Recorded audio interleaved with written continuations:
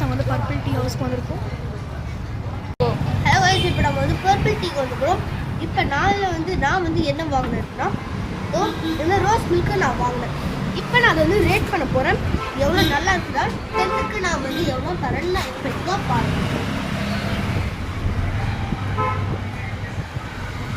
நான் இது வந்து 10க்கு ஒரு 9.5 தருவேன். ஏன்னா இது வந்து கொஞ்சம் எப்படி சொல்கிறது, கொஞ்சம் புளிப்பாக இருக்குது. ஸோ நீங்கள் அதை வந்து பாருங்கள், உங்களுக்கு நல்லா இருக்குது.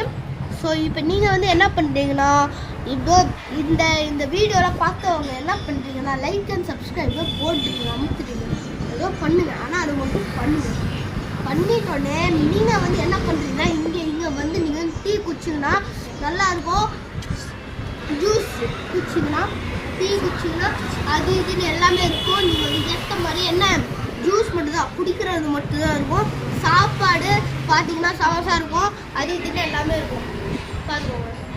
ஸோ இப்போ லைக் அண்ட் சப்ஸ்கிரைப் போட்டுருங்க. Bye guys. கொஞ்சம்